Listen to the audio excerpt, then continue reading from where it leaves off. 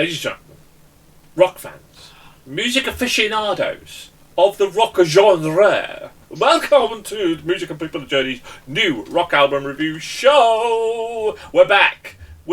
Not only are we back, I'm back with these bunch of reprobates. To William, to Dom, to Simon, and to Chris. Welcome. Hiya. Hi, everybody.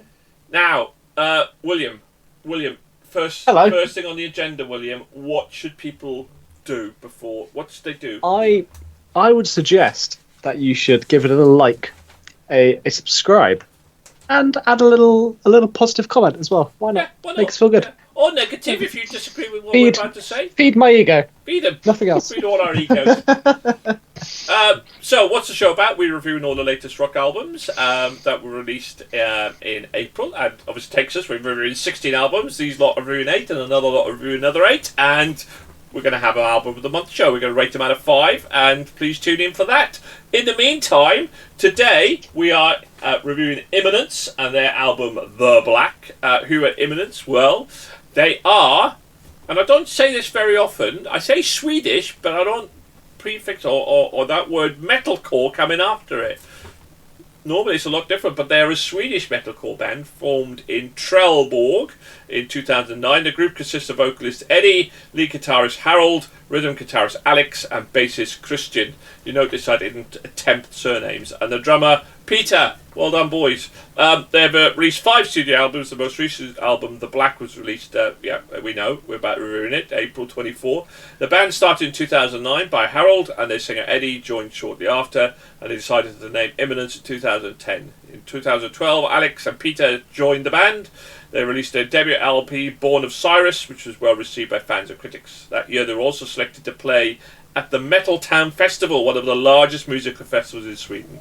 In 2013, Imminence signed a contract with We Are Triumphant Records and the sub-label of Chicago-based company Victoria Records, where they released their second EP, Return to Helios. I'm liking their names of their albums, actually, along with their single Wine and Water. And in 2014, they released a debut album, which was accompanied by a series of music videos and shot by singer Eddie. But we are now here, and we are now reviewing The Black. Now, who amongst you has the blackest heart of them all? Who has the blackest soul of you all? I wonder. Well, it's got to be William Hall. Let's start with you then, William. Hello. Black-hearted fiend you, and it is, let's face it. That would be me. It should be your cup of tea. It's metalcore. It's Swedish. Oh, it is. It is. I like both of those things. And in this instance, I liked both of these things very much. I mean, it's no surprise. I mean, I have my pride and joy, my love is metalcore, and this album brought me much of that joy. Apart from a few little inklings we'll get to later. Little bits. First track, Come Hell High Water. Nice little intro thing, shows a bit of normalcy, a bit of the old grr anger, which two quintessential elements of metalcore.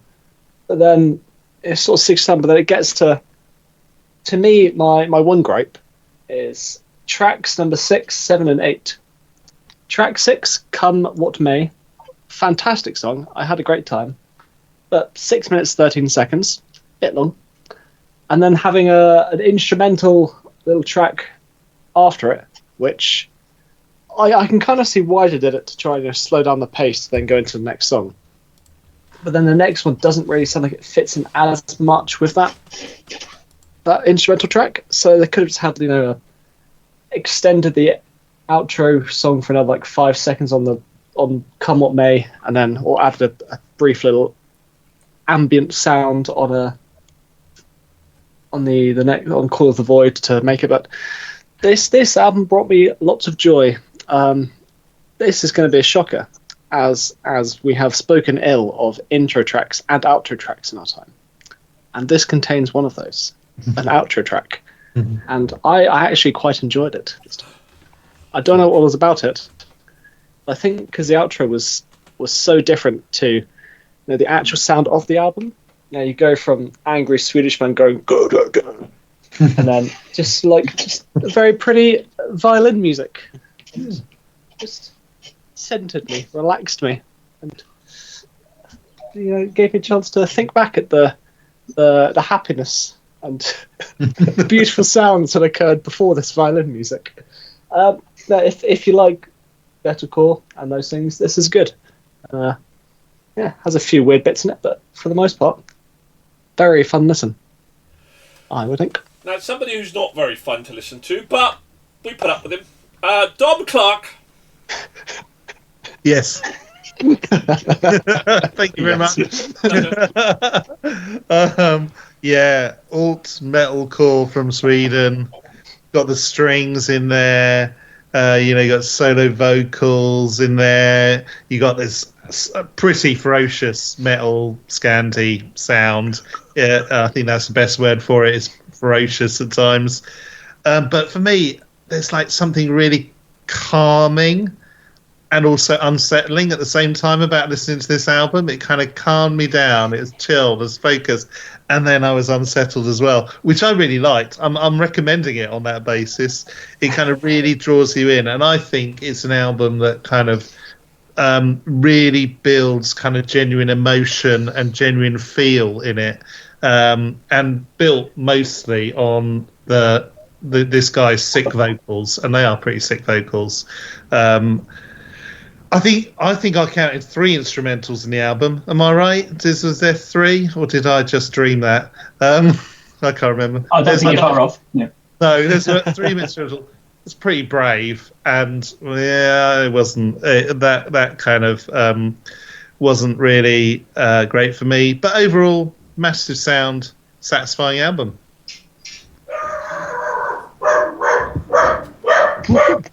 Wow. For me, that's what the band sounded like. But we'll go into that later. Simon. My dog likes it. Yeah. I thought your dog might have been singing on it. But there we go. Simon, what did you think? You're a metalcore fan. This is up your alley? I am. So for me, the album, it's this sort of like very dark and melancholic sort of metalcore sound, which is exactly the kind of music I like, lovely and depressing. But it also does mean I'm somewhat more of a critic of it. The tracks here, they are great. They've got all this sort of like emotion, this sort of angsty rage about it, and this melancholy that's rolling through it. But I also do think this is where reviewing entire albums has a bit of a downfall, because it means that there was no real reprieve from that. Yes, there was the instrumental tracks, but again, like one of them's an outro track, at which point, well, we're done with the album. So I would have liked a bit more variance in the music, just to have had a little bit of a different sound, just to sort of like, a few more highs and lows than what was already on there. Because for me, I didn't get a hero track from them.